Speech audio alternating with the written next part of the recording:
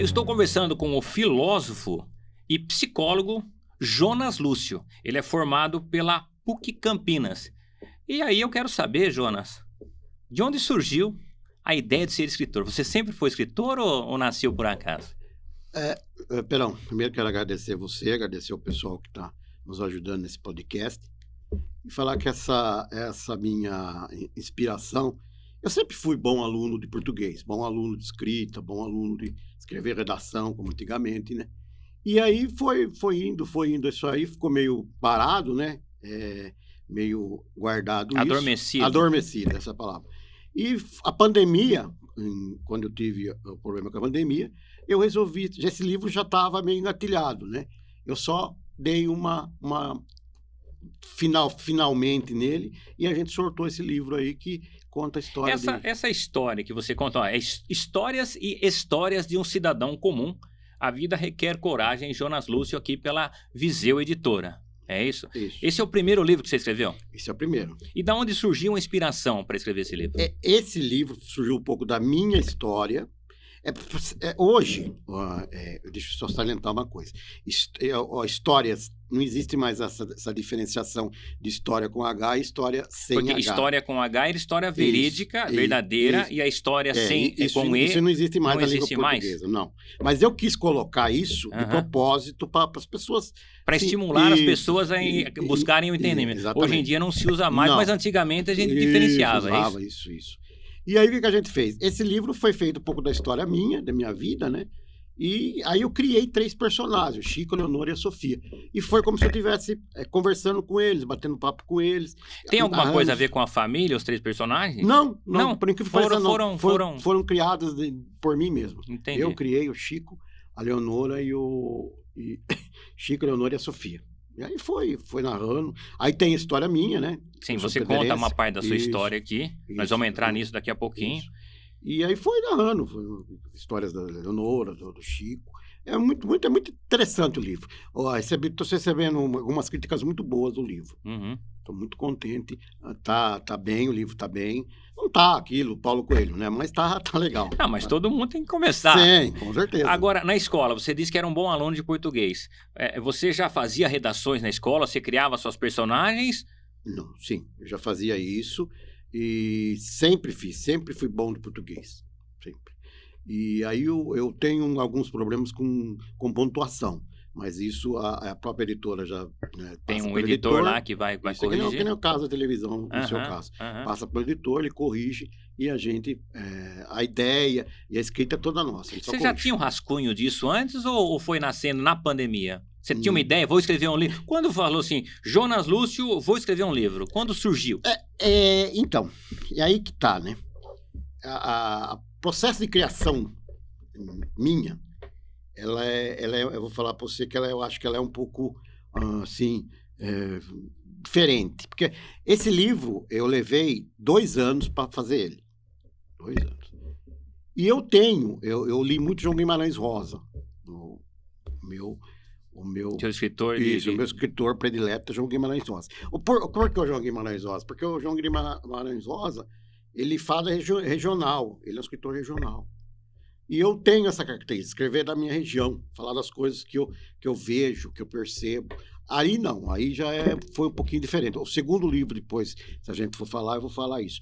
Esse livro já foi de uma história assim, bem legal, dos 3, dos 3, Chico, Leonora e Sofia. E o João Guimarães Rosa entra muito nesse livro das frases que ele fala, das frases que ele solta. Quer dizer, seu inspirador foi o Guimarães. Eu até vou abrir uma parênteses aqui, João, porque eu tenho que fazer isso, senão eu vou me sentir, não vou me sentir bem. João Guimarães Rosa, para mim, foi um dos melhores escritores do Brasil. Ele falava 16 línguas, ele foi diplomata, em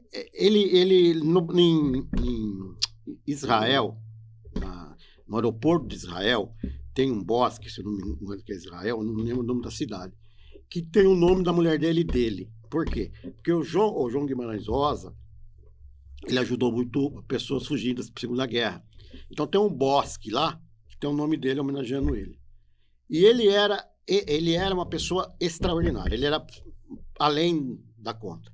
E ele teve uma história assim, ele ganhou ele foi convidado, né? E ganhou a cadeira da Academia Brasileira de Letras. E ele nunca aceitou. Eu não vou. E o João era meio assim, meio sobrenatural, meio místico, igual a gente, igual eu, né? E aí, faltava poucos dias, você tem que assumir. Falei, então tá, pode marcar. Ele assumiu. 2 dias depois ele morreu. Ele morreu de uma... Ele tinha uma premonição, talvez, que quando ele sentasse lá, ele partiria? E ele morreu de um ataque fulminante. Ataque cardíaco fulminante. 2 dias depois de assumir a Academia Brasileira de Letras. Quer dizer, então acho que alguma coisa ele sentia ali. E aí, Gil, deixa eu só mais um detalhe do João. Eu tô falando do João, parece que eu tô falando do... O João, eu fui em Codesburgo, onde ele nasceu. Aí você fala assim, não é possível. O Rafa vai ficar bravo comigo quando eu tô batendo na mesa. Mas não é possível. Codesburgo é um lugar que é muito pequeno. E você fala, como é que pode uma pessoa nascer num lugar desse e ser o que é? Eu fui lá tem um pessoal que recita contos nos livros dele, e eu entrei na casa dele, vi a máquina que ele fazia os livros, e assim, você fica assim, é longe de tudo, Codesburgo, é lá em Minas Gerais, e é maravilhoso. E aí eu vim com isso na cabeça. Quer dizer, então, você acredita que ele tinha essas viagens astrais para poder escrever os livros dele? Ou ele tinha um conhecimento adquirido de outras vidas, talvez? Não, ele era muito inteligente, além da conta, né? Ele era diplomata, chegou a ser diplomata. Então, ele era... E ele fez... Aí nesse livro ele conta, né? Ele fez o Grande Sertão Veredas andando no sertão do Brasil, né? Sim. Então, ele andou no sertão e foi escrevendo. Com os personagens que ele encontrava. Por exemplo, ele encontrava o João, ele encontrava o Pedro, ia escrevendo. E ele fez isso, fez a cavalo. O Guimarães Rosa descobriu o sertão do Brasil a cavalo junto com o pessoal que ia levar bois. Ô, Jonas, eu quero entrar um pouco aqui nas suas formações. Você é formado em filosofia e psicologia? Como é que você chegou nessas formações? Por que esses 2 estudos? A filosofia eu fiz na Universidade, na Pontifícia Universidade Católica Campinas, na PUC, né? Foi um período muito bom, nossa. Foi naquele período de 89. Foi a primeira faculdade sua? A primeira faculdade. Era do tempo ainda que Campinas era saudosista, aquela Campinas que se andava em volta no campus, no Pátio dos Leões em Campinas, e não acontecia nada. E eu fiz lá, eu estudei no Pátio dos Leões em Campinas. E fiz a faculdade de filosofia lá. Foi a primeira a faculdade minha, e adorei fazer. Foi lá que eu conheci os grandes mestres da história do mundo, né? Os filósofos do mundo. Hoje em dia, a filosofia está muito mais divulgada graças a alguns personagens que estão, né, divulgando, falando, escrevendo livros, o Karnal, o Cortella. Então, hoje difundiu. Apesar que ainda ela está meio esquecida na rede pública. A filosofia é o amor ao aprender, é isso? Isso, mais ou menos isso. É o amor ao... É o símbolo da filosofia, a coruja, né? Porque é o único animal que enxerga aquilo que você não vê. Então, por isso que é o símbolo da coruja. E depois você foi para psicologia. Quer dizer, são duas matérias que conflitantes. Conflitantes. Eu fiz Itatiba, na USP Itatiba. Na época também não tinha essa facilidade que a gente tem. Quando a gente fala dessas universidades, era uma época que era difícil entrar numa universidade dessa. Não tinha. A gente tinha. Eu até comentei com uma pessoa, amiga minha.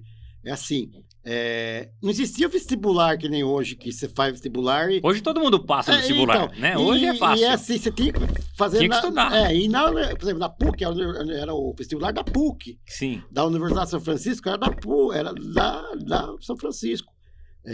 De Amparo, é de Amparo. Hoje é tudo intercalado, né? Você pode fazer aqui e prestar em outra faculdade, mas na época e a PUC era uma universidade difícil de ter uma entrada ali. Muito difícil. Na época era difícil até ir lá. Na época não tinha ônibus, não tinha nada. Eu conto no livro também uma passagem nossa que que não tinha ônibus, o ônibus só veio depois de 2 anos que eu estava na universidade. Eu ia de carona, eu vinha de ônibus circular, que era de Serrano na época, eu e mais algumas pessoas que estudavam lá. Então, estudar fora de Pedreira, da nossa cidade, né? Da minha e a sua, naquela época era muito difícil. Nós estamos falando de 1989, 88. Comecinho ali dos anos 90, né? E a Universidade de São Francisco de Psicologia já foi um pouquinho melhor, porque já tinha ônibus, tinha já era uma outra época. Mas era Itatiba, né? E esse choque, quando você foi para a psicologia, não teve um choque? Porque a psicologia, como você disse, é conflitante com a... Teve, mas é aquilo que eu falo, né? Quando você quer aprender alguma coisa, você faz algum sacrifício. Sempre tem isso. E eu, graças a Deus, eu fiz psicologia e não me arrependo também, não. Aprendi muito. Hoje acho que conheço muito o ser humano através da psicologia que eu aprendi lá. E tem um detalhe, foi em Itatiba, viu? Era 70 quilômetros de Pedreira. Sim. Nós andava 140 quilômetros todo dia. Eu e mais o pessoal que estudava naquela época. No capítulo 5 aqui, você fala da sua infância. A sua infância, ela teve uma passagem dolorida. Sim. Podemos entrar nesse assunto? Claro, eu não tenho problema nenhum. O que aconteceu quando você era 3 irmãos, isso? Isso, assim. Foi em 1983. Em 82, choveu muito. Sim. Nossa região, sim. Hoje, aquela chuva que aconteceu lá no Santa Catarina, no Rio Grande do Sul, o ano passado, foi mais ou menos em 82. Eu não esqueci nem... Eu nasci em 79, eu lembro de uma enchente quando era bem criança, que o rio encheu, a gente morava na beirada do rio e chegou a entrar água dentro de casa. Está narrado no meu livro. E aquilo foi uma coisa extraordinária. 82 foi uma chuva assim, não parava, chovia-se muito. E em 83 eu morava aí na Praça Coronel João Pedro. Eu sou coronel... Hoje as lojinhas ali do lado da estação. Hoje tem muita gente que mora lá e não é coronelista. Eu sou coronelista. Eu sou coronel, eu nasci lá. Espera um pouquinho que essa informação é... Atenção, Jonas Lúcio é coronelista. Explique pra gente. Porque eu nasci na Praça Coronel João Pedro. Ah, bom. Aí as pessoas que nascem lá, a gente fala que nasceram lá. Porque Pedreira era do lado de cá do rio, não é isso? Exatamente. O lado de lá era outra fazenda, não pertencia a Pedreira. Não. Pedreira era do lado de cá do rio. Isso. Era tudo aquela região lá. Certo. E a estação hoje era o metrô da modernidade. E você morava ali no centro, era o centro nervoso da cidade. Eu nasci em Amparo, mas meu pai veio de Itatiba e minha mãe veio de Serra Negra, mas a gente morou lá, a gente veio lá. Eles trabalhavam na estação, alguma coisa assim, não? A minha mãe trabalhava na São Sebastião, na cerâmica, e meu pai trabalhava na Vera Cruz, extinta Vera Cruz. Certo. Meu pai era modelador, fazia ele, Oswaldo Rodrigues, mais algumas pessoas da época. E voltando em 83, foi quando a gente morava do lado do antigo velório. Certo. Tinha um velório aí. O seu Gino, na época, inaugurou lá. E aí, o que aconteceu? A gente morava embaixo de um declive, né? Naquela época. Mas nunca aconteceu isso. E ficou 50 anos daquele jeito, ia ficar mais 50. Certo. Mas por causa daquela chuva... Encharcou o terreno. Encharcou tudo. E desceu. No descer, meu pai e minha mãe faleceram. Ele teve um deslizamento de terra. Isso. E seus pais estavam em casa. Isso. Eu, minha irmã e meu irmão conseguimos escapar. Ah, vocês estavam também lá? Estavam dormindo. Isso foi 1h da manhã. Ah, entendi. Então, quer dizer, vocês não estavam na escola, não. Vocês estavam todos juntos dentro de casa. Tudo junto. Veio o barulho, vocês acordaram de madrugada, vocês conseguiram fugir, o pai com a mãe não teve tempo. Por quê? Porque a minha mãe tinha muita samambaia. Entendi. E minha mãe, ela, naquele momento de amor pelas flores, acho que é por isso que também eu me orgulho também desse amor que eu tenho pelas flores, ela foi retirar a samambaia. Entendi, ela se preocupou em salvar. E meu pai foi ajudar. Entendi. E vocês já tinham saído de casa. E nós estávamos lá. A hora que nós escutamos o barulho, nós corremos, e ele não deu tempo. Não deu tempo. Isso foi em 83, dia 1 de fevereiro de 83. Você tinha que idade nessa época? 14 anos. 14? 14. Então você já entendia um pouco das coisas, você já sabia. Já sabia, entendo, né? Você já... Seu irmão era mais velho, mais novo? Não, meu irmão mais velho, a minha irmã mais velha, né? Minha irmã, meu irmão e depois eu. Eu sou caçula. Você é o caçula. Da família.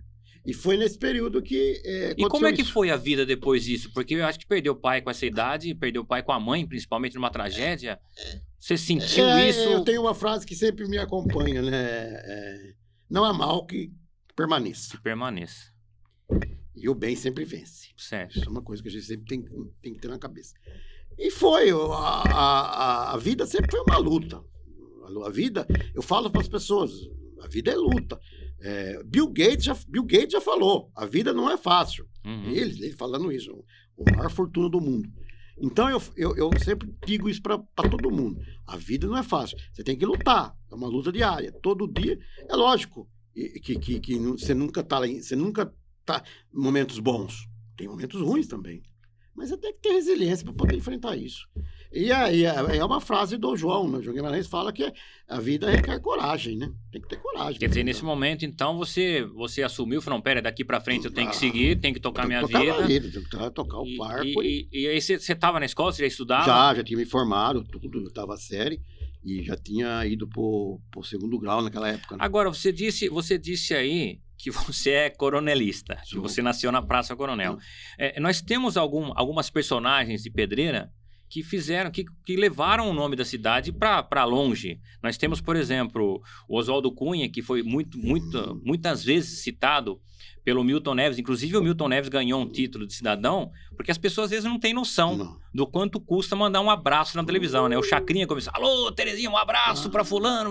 Quer dizer, todos esses abraços são pagos, né? E o Oswaldo Cunha recebia abraços do Milton Neves, nunca... Ao vivo, né? Ao vivo. Quem mais? Nós temos...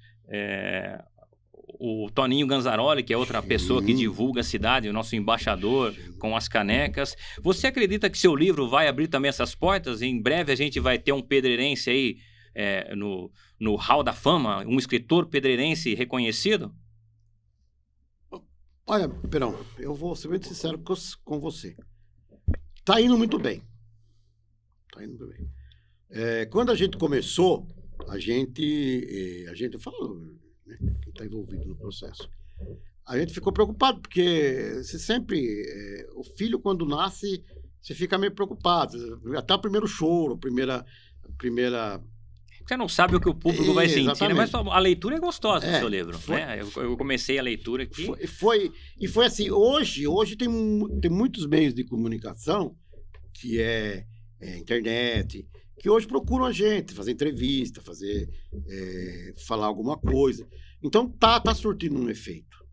Tá indo muito bem. Então eu estou muito contente. Não sei se eu vou... É aquilo que eu falo, eu preciso... a minha mente é uma mente inquieta, então sempre tem que ter alguma coisa para você fazer. É tão inquieto que você lançou o primeiro livro e logo em seguida você já está com outro livro aí. Vamos falar do segundo livro ali. Contos de um Lugarejo. Esse foi inspirado em Pedreira ou não? Não. Esse foi inspirado... Agora eu vou fazer um lobinho aqui. Vamos saber...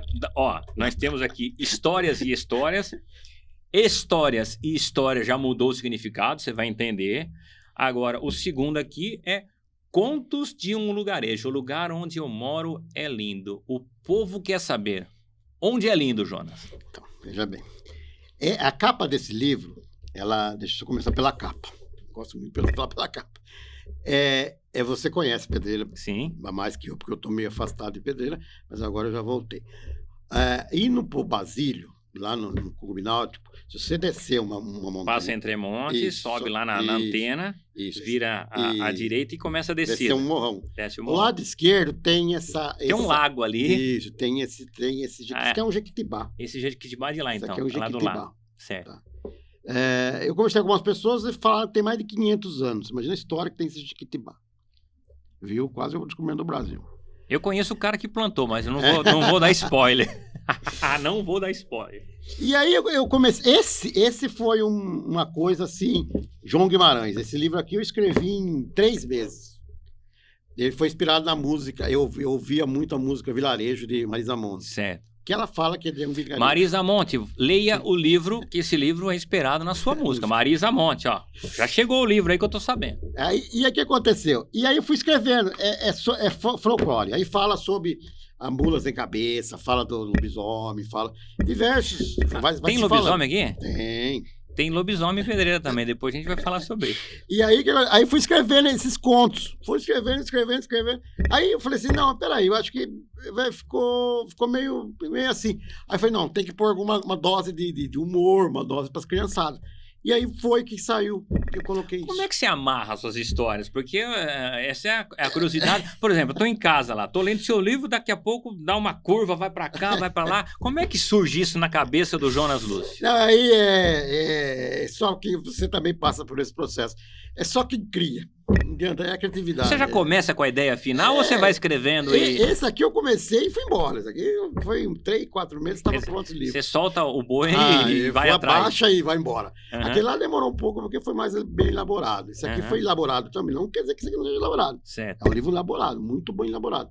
Só que é um livro mais sossegado, mais alegre ler. Entendi. É um livro que não é pesado, um livro tranquilo, um livro que conta de mula sem cabeça. Mas é de um jeito meu, de um jeito que eu vejo a Mula Sem Cabeça. É do jeito que nem aqui tem um conto chamado Aqui Nós Temos Veterinário.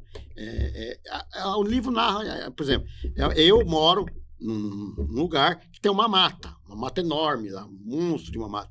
E nessa mata... É aqui? Mais ou menos. Esse bosque aqui? Isso. E nessa mata vivem os personagens do lado. Então tem o Zé, tem o espanhol que toca violão, ele apareceu, um conto que ele apareceu tocando violão e ficou lá e ficou tocando violão, e tem o seu Joaquim da Venda. E aí tem o veterinário, nós temos o veterinário também, porque é cuidar dos bichinhos, né? Como é que não fazer? Eu sou, acima de tudo, um defensor de animais. E aí o que acontece? E aí esse livro do Nós Temos um Bichinho, eu fico emocionado só de ler ele, cara. Toda vez que eu leio esse conto, eu choro, cara. É impressionante como esse... Você consegue se emocionar com a sua obra? Isso é difícil, né? Por incrível que pareça. Um escritor, um ator ali, um personagem, lendo a sua história e se emocionar. Isso significa que quando você escreveu, a inspiração estava... E esse livro é bem isso, cara. Se a pessoa começar, na primeira pessoa também, se ela entrar no ambiente, começar, se fosse ela morando no lugarejo, Você escreve em primeira pessoa? Sim. Isso tem um motivo ou... Não, eu gosto, é o meu jeito de escrever. Aí quem está lendo, se entender como primeira pessoa, aí mergulha no livro. Essa é o meu caminho, né? Eu quero que a pessoa mergulhe no livro, para que sinta que ela está no livro. Porque eu posso escrever um negócio aí que não vai dar certo, né? A primeira pessoa é melhor. Flui mais fácil. Você entra ali no livro, você vive a história. Exatamente. Em que momento a humanidade perdeu isso do contato, da leitura, de viver, de ler um livro? Você acha que as pessoas ainda têm isso? Essa nova juventude, a tecnologia atrapalhou um pouco? Vamos falar sobre os meios. Porque, assim, a internet veio para ajudar, e ajuda muito, né? Tanto que a Marisa vai ler o seu livro porque chegou lá para ela, mas também distanciou um pouco as pessoas, né? O que você entende sobre isso? Eu tenho algumas coisas para falar, né? Você fica cutucando, eu vou falando. Por favor, fale. Hoje, o povo quer saber. Essa semana eu recebi uma reportagem, um artigo, né? Escrito lá do cara do Sul. Eu estou muito ligado ao Sul, porque o Sul hoje, ele é o grande fomentador de autores. Sul. Santa Catarina nem tanto, mas o Rio Grande do Sul. É ali que é o berço do Paraná. Certo. Paraná são a maioria das grandes editoras estão no Paraná. Entendi. E bastante, mas muito. Eu vou pôr até falar uma bobagem. 50% dos escritores saem do Sul. Olha só. E hoje eu recebi um artigo do Nelson, não lembro o nome sobrenome dele. E por incrível que pareça, 2024, 2025, subiu 18% a venda de livro no Brasil. Puxa vida. É maravilhoso, né? Maravilhoso. É muito bom. Uma informação válida. É mesmo que a internet. Porque o que acontece com a internet? A internet é passar, né? Você não lê. As pessoas... É um entretenimento ali, não é arte. O livro é uma arte. Quando a gente lê um livro, a gente aprende alguma coisa. Exatamente. A gente vive uma história. Lá você tá passando. Você pega o celular e fica vendo... tem um negócio do interessou, assiste 3 segundos. Não interessou, passa pra frente, vamos embora. Lê com o dedão. E aí eu fiquei muito feliz de ver isso, cara. Eu fiquei muito contente de saber que tá com 18% de vendas. E realmente, eu fui num shopping, acho que foi semana passada, eu acho que eu fui. Foi. Foi uns 15 dias, uns 15 dias. E aí o que acontece? Eu vi nas livrarias muita gente comprando livro. E eu fiquei muito contente de ver isso. Ficou muito bom. Tava assim de gente comprando com o livrinho na mão, andando e tal. Falei, porra, que bom. Mas eu não tinha esse artigo do cara, não sabia. Certo. Eu fiquei sabendo, eu acho que quarta-feira ele mandou o artigo, eu li, acabei de ler esse fim de semana. E eu falei, nossa, fiquei muito contente de saber que o brasileiro parece que está voltando a ler. Parece, né? Parece. Mas vamos acreditar, eu sou um homem de fé. A pessoa está em casa, a pessoa está nos assistindo em casa. O que você falaria? Por que eu tenho que ler um livro do Jonas? Agora eu vou te colocar na berlinda, vou dar uma de Fanelli aqui. Eu aprendi com o Fanelli. É bom, hein? Por que? Você foi longe. Por que eu tenho que ler o livro do Jonas Lúcio? Qual que é o motivo? O que levaria uma pessoa, um cidadão comum, ler histórias e histórias de um cidadão comum? Então vamos lá. Vou dar um monte de exemplos. Tem 50 exemplos, mas vou dar uns 5 nesse livro. Vamos lá. Quero saber. O povo quer saber. Você vai conhecer lugares extraordinários que eu conheci na minha vida. É uma narrativa, então. Exatamente. Você vai Perfeito. Conhecer. Eu vou narrar Paraty, vou narrar Pernambuco. Eu adoro Pernambuco, fui 2 vezes para Pernambuco já. Vou narrar um monte de lugares, que tem lugares que eu não conheci. Mas alguém me contou e eu narrei no livro. 2. Tem uma carga de resiliência nesse livro muito forte. Não só minha, mas do Chico, da Leonora e da Sofia. É uma carga muito forte. Então, se a pessoa tiver, assim, um pouco a percepção ali para sentir o que a personagem sentiu. Abatida, não é? Vamos falar uma palavra abatida, não é abatida. Uma pessoa triste, tiver é meio triste. meia depressiva Isso. ali. Leia esse livro. Tô com depressão, é uma boa leitura. Leia esse livro. Eu conselho. Não é porque eu escrevi, não. Certo. E se eu escrever, minhas redes sociais estão aí. E se eu estiver mentindo e essa pessoa comprar o meu livro, e estiver meio com abatida, e ler o livro e falar, não, eu não consegui, eu achei um livro não muito bom, eu devolvo o dinheiro, eu vou fazer alguma coisa. Porque é impossível a pessoa dessa aí ler um livro meu e não ver a resiliência que tem dentro desse livro. Quer dizer, tem uma carga, tem uma história aqui motivadora. Muito motivadora. Muito. Esse aqui não. Esse aqui já é um livro para leitura leve, leitura gostosa. É um livro familiar, você pode ler para os seus filhos dormirem. Exatamente. Ali, uma história de travesseiro. Inclusive, eu até preciso conversar com você, eu queria alguém que contasse, que lesse isso e transformasse isso em leitura para as crianças, leitura para ouvir, entendeu? Eu não sei como fala isso. É um livro, um audiolivro, isso, né? Transformar num audiolivro. Isso. E eu daria para as escolas, eu não tenho pretensão nenhuma de ficar rico com livro. Mas assim, são duas leituras diferentes. O terceiro já é um mais... Vamos falar do terceiro. Você está escrevendo outro livro, você já tem 2 livros lançados e está com outro na agulha. Tô. O terceiro parece que vai ser meu xodó, viu? Esse aqui é xodózinho, que tem o xodózão, que acho que é o terceiro. Quando a pessoa pergunta, né, fala assim, qual que é o seu livro preferido?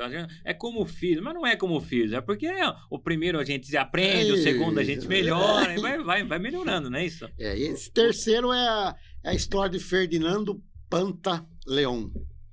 Pode dar um spoilerzinho? Quem que é o Fernando Pantaleão? Ele é um restaurador, né? Ele está trabalhando na fazenda, isso é tudo leitura, não é? É tudo na minha cabeça. Ele está trabalhando na fazenda da irmã do Chico, do livro lá, a Teodora. E a Teodora chama eu, a primeira pessoa, para fazer uma visita na fazenda e conhecer o Ferdinando.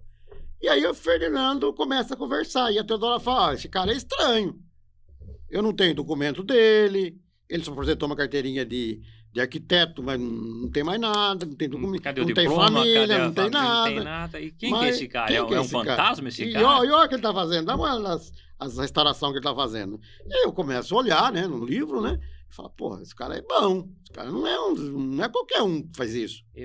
Já abriu um precedente. Quem que é esse camarada? E aí a Teodora descobre um documento lá de 1845. da Faculdade de Arquitetura de Munique, da Alemanha. E acabou. Desde aquela época ninguém mais acha, ninguém tem documento dele, ninguém tem nada. E aí eu vou conversando com ele, me interessei, vou tomando um café Perón com ele. Opa! Se não for Perón, evita. Vou tomar um café Perón com ele e começo a conversar com ele. Aí ele começa a contar da Primeira Guerra, da Segunda Guerra, começa a Ele contar. vai narrando esses Vai fatos pra narrando, você vai narrando ali. a história. Ah, o cara morreu com um tiro na minha cabeça, do meu lado. O outro perdeu a perna do meu lado. E vai narrando, assim. Quer dizer, assim. ele tá contando essa história Por- como se ele tivesse lá. Exatamente. Ou ele esteve. Ou ele esteve. Essa Aí é vai a... da interpretação de quem estiver Exatamente. lendo, né? E Será aí que ele vem vindo, na Segunda Guerra, ele tá na Guerra do Vietnã. Então, na Guerra do Vietnã, ele fala, explodir a bomba do meu lado, eu não tenho poder fazer nada. Eu falo, pô, mas o cara de 1845, ele tem 160 anos, não é possível, alguma coisa errada. Ou ele é um maluco que leu muita história, ou ele realmente Ou ele nasceu lá e viveu tudo isso. não é um mortal. E aí começa a fantasiar, né? O imortal. Porque você sabe que tem uma teoria, agora vamos devagar, João Guimarães, agora. Vamos lá. Que existem alguns imortais no mundo, né? Tem algumas pessoas que são imortais. Elas estão aí. Isso é uma loucura total. Mas existe. Mas ninguém sabe quem é, ninguém sabe. Imortal não é o cara que deixa uma obra? Pode ser, mas nesse Quando caso... o pessoal falava pra mim, toca Raul, porque o Raul tá vivo, enquanto é fala... imortal. Né, Elvis Presley não morreu, porque eu tô falando dele. Exatamente. Mas nesse caso não é nesse sentido. Não é nesse sentido. É no o imortal sentido do cara que não morre. Ele continua vivo ali, mudou o nome, mudou o RG. É uma divagação que eu tô fazendo. Atenção, será que o próximo livro do Jonas vai contar a verdade sobre quem é imortal? O povo quer saber. E é um livro muito legal. Estamos trabalhando. Está com 200 folhas já, Perão. Então, estamos trabalhando. Vai ser lançado no final do ano. Eu tenho prazo para fazer para entregar. Você tem que entregar para o editor o livro ali e aí ele vai fazer a correção para lançar. Então são 3 livros já. Você pensa em escrever mais? Ah, sim. Não para nunca, né? Vamos falar da cidade agora. Eu quero entrar em Pedreira. Pedreira é uma cidade... Nós nascemos, você disse que nasceu em Amparo, mas passou a vida toda ali. Eu nasci em Pedreira. Pedreira é uma cidade acolhedora. Pedreira é uma cidade que recebe bem as pessoas que vêm de fora. Pedreira é uma cidade que tem uma história muito rica, correto? Agora, quando a gente fala da cidade, o que você pode trazer para o espectador, para quem está assistindo a gente? As lembranças que fala assim, puxa, isso marcou a cidade de Pedreira. Quais foram os pontos que marcaram a cidade de Pedreira? Veja bem. Vou fazer fiz 59 anos, né? Eu tenho 59 anos de Pedreira, então a gente conhece um pouco da história de Pedreira. Pedreira, eu sempre falo isso para as pessoas, ela foi escolhida a dedo pelos italianos, portugueses e espanhóis.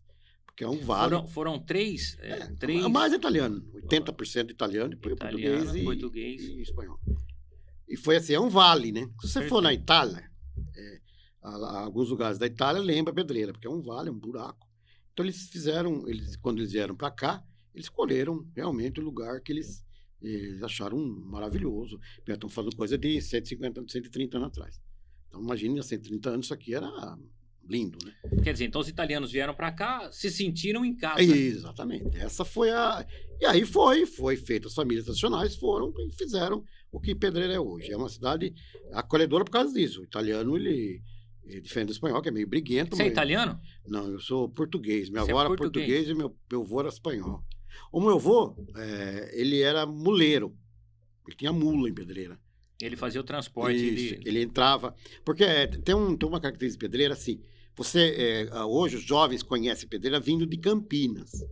Entendi. Campinas e Guarulhos. Certo. Antigamente não. Antigamente você vinha por Bragança. Quer dizer, começou por Bragança, desceu para Amparo e depois chegou em Pedreira. Então tem muita família que morava em Bragança, Tuiuti, Serra Negra, Águas de Lindóia. Inclusive o Coronel João Pedro veio dali, né? Exatamente. Veio de Amparo. Amparo. Porque eles vieram, não existia que era mato, né? essa região de Campinas. Não tinha essa ligação, né? Jaguariúna é bonita hoje, mas naquela época era bem menor. Porque estava mais próximo a Campinas e... Era um ponto de trem, né? Sim. Não é ponto, uma estação de trem. Era uma estação de trem para ligar Campinas a Mogi. Isso, mas o grande produtor de café era Pedreira. Essa é a questão. Inclusive, o Sonsin lança um livro falando, né? Que pedreira, antes de ser porcelana, era café. Era café. Você fez os grandes... Nossa. O meu bisavô, o pai e o avô do meu bisavô vieram para o Brasil plantar café. Exatamente. Saíram da Itália para plantar café. Até 2029, 1929, que foi a grande crise, o café em Pedreira é uma maravilha. Era o Índia, é uma cidade, nossa, em amplo desenvolvimento. Tanto é que você vê o trem, fazendas... Tudo isso veio do café. Tudo isso veio do café. Certo. Isso veio do café. E aí o que aconteceu? Em 1909, quando quebrou, o meu avô, eu não tive muita relação com o meu avô, porque quando eu nasci ele já tinha morrido, 1 ano, né? Então, mas o meu pai contava, o meu avô falava que na crise de 29, 30, a região nossa, Amparo, Pedreira, essa região, sentia café, queimava-se café como se queima palha, porque eles tinham que queimar porque diminuiu o preço. Então, foi o presidente que falou, né? Vamos tacar fogo no café para ver se valoriza. Exatamente. Foi isso? E aí, foi nessa crise. Meu avô contava para meu pai, tinha cheiro de café. De tanto café que queimava, mas queimava assim quer dizer, perfumou a região colhia de tanto café. Fazia montanhas e montanhas de café e metia fogo. Que loucura, né? Fogo. Que loucura. E aí meu avô mexia, meu avô andava muito. Pedreira, Amparo, Itatiba, ele andava naquela região lá. E minha avó era parteira. Sim. Minha dona Alexandrina era parteira Que é o nome de uma praça, uma rua ali? É uma rua lá em cima. Lá no Triunfo. Sim. Eu não lembro o bairro. Mas é assim, a minha família, ela foi também antiga de Pedreira. Sim. E aí, voltando no assunto de Pedreira, você tem algumas pessoas que foram o Risse, o Maia, o Silvio Maia, puta que... Sim. Desculpa. Mas, gente... Silvio Maia trouxe energia, né, elétrica para a cidade. Olha, ele trouxe uma fiação, trouxe uma companhia de energia. Uhum. Ele fez uma hidrelétrica em 1909 Bolinha. Gente... Hoje o Brasil está... Pedreira é uma cidade que sempre foi avançada no tempo, sempre foi além do seu tempo. Foi além do seu tempo. A gente percebe também o seguinte, Jonas, quando a gente conta uma história, claro, a gente conta a história até onde a gente sabe. Tem sempre alguém que vai saber um pouco, né, um pouco antes e tem sempre uma história, um historiador que vai pesquisar. Então, quando a gente conta uma história, a gente não está defendendo que aquela história é a verdade que nós conhecemos, né? Dali para trás foram feitas outras histórias e todas as personagens têm que ser reconhecidas. Sim. E hoje tem algumas pessoas em Pedreira que contam história.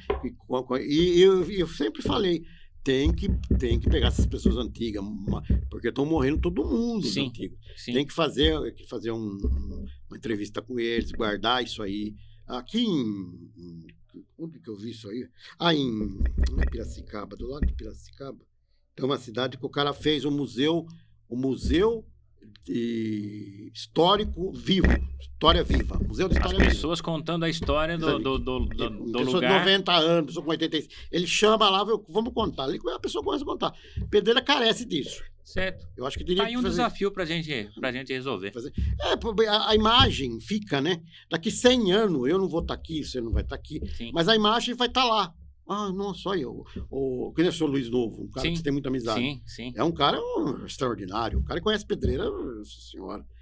Né? Ele conta as histórias pra gente, inclusive contou, o seu Luiz Novo fez um documentário falando sobre o cinema novo, que o Mazzaropi morou em Pedreira. Isso, né? Ele disse que Cascatinhana também morou em Pedreira. Tem muitas histórias que talvez a juventude não saiba, né? Mas o pessoal da nossa cidade conhece Mazzaropi, sabe quem foi Mazzaropi, quem foi Cascatinhana. Eles tiveram uma ligação a mulher Pedreira. do Roberto Carlos morou em Pedreira. Sim, a primeira esposa do Roberto Carlos era de Pedreira. Morou em Pedreira. Bom, Jonas, nós estamos chegando aqui ao final e eu gostaria que você falasse então para as pessoas como é que eu faço para adquirir o seu livro. Você tem 2 livros já publicados pela Viseu. Como é que eu faço então para adquirir aqui, Histórias e Histórias de um Cidadão Comum e Contos de um Lugarejo, o lugar que eu moro é lindo? Então, entrar nas plataformas, né? Na Amazon, ela tá... Na Amazon tem? Tem, tá lá. E os livros meus, 2 livros lá, estão postos lá, à venda. Eu estou indo agora, fui convidado para ir na Feira de Poços de Caldas. E ontem recebi um convite da Prefeitura de Mugimirim. Olha que bacana. O primeiro Festival Literário de Mugimirim. Uhum. E estamos para definir, acho que em maio vai ser. Eu não lembro a data. Mas eu estarei lá também. Em Poços de Caldas, eu estarei dia 24 e 25. Estarei lá numa cortesia de uma editora. Ela me convidou para dar uma entrevista, falar do livro, falar do que eu acho da linguagem escrita no Brasil. Eu estarei lá. E acho que a semana passada, eu estou participando da Flip de Paraty. Uhum. Também acho que estarei lá. Perfeito. Tá encaminhando bem lá. A gente vai estar lá, vamos divulgar o nosso... E o importante é que eu levo o nome da cidade, né, Peron? É igual o seu... Muita gente não tem essa noção, né? Quando a gente fala da arte, a arte ela abre portas que outras coisas não abrem. Sim. Por exemplo, quando você vê eu tive no programa do Ratinho, e ele mandou, você mora em Pedreira, cidade da luz, da porcelana, eu passo lá, tem as lojas e tal. As pessoas às vezes não têm noção do quanto custa um abraço de um apresentador. Porque quando a gente está falando aqui, buscando, eu quero ter 1 milhão de acessos, o Ratinho está falando para 24 milhões de pessoas por noite, ou mais, né? E você sabia que o Ratinho tem a Durindóia, né? Sim, ele morou aqui, né? Ele conta a história. Então ele disse, às vezes que eu fui lá, ele falou, eu passo lá para ir visitar minha mãe. A mãe dele já não está mais entre nós, mas então ele conhece. E assim, e as pessoas não sabem. Quando você vai numa cidade divulgar o seu livro, a cidade de Pedreira está mandando um escritor. Tá Pedreira aqui, tem um escritor de livros, que já lançou 2 livros e está lançando o 3º agora. Né? Então é motivo de orgulho para a cidade. Eu quero te parabenizar. Eu tenho aqui o seu livro que foi autografado. Eu gostaria de agradecer. Quem quiser ler o livro, eu tenho ele disponível lá no Peron Cafés Especiais, que fica na rua São José 205C, onde era a madeireira do José Valente, a madeireira Beira Rio. Você pode ler o livro lá, tá lá. Não dou o livro, eu te impresso, você lê lá e toma um café Peron, tá bom? Suas considerações finais. Peron, tenho que agradecer você, agradecer o Rafael, ter dado essa oportunidade pra gente. A gente é pequeno, mas... Não, você é grande, a sua obra é grande e o Brasil ainda tem que descobrir. E vai descobrir, porque a sua história é uma história de superação, correto? Então, assim, quando as pessoas lerem seu livro, como eu tô lendo devagarinho, porque, né, tem muito trabalho, mas quando as pessoas descobrirem a sua história, como você disse aqui, é uma história motivadora, e se você estiver passando por uma situação difícil, leia esse livro. Com certeza você vai achar forças para continuar seguindo, não é isso? Exatamente. E é um livro que está aí, está fácil, não é caro, é um livro... Eu não sou um Paulo Coelho que vende 10 milhões de livros. Ainda. Mas é que nem o João Guimarães sempre falou, volta a falar, a vida requer coragem. Não tem outra coisa na vida que não seja coragem e lutar sempre. E o dia de amanhã vai ser melhor. Então, como você citou o Guimarães, eu vou citar o Raul para terminar. Coragem, eu sei que você pode mais. Isso, exatamente. Obrigado, foi um prazer conversar contigo. Espero que as pessoas aí acompanhem, leiam seu livro e façam um bom aproveitamento das suas histórias. Obrigado você.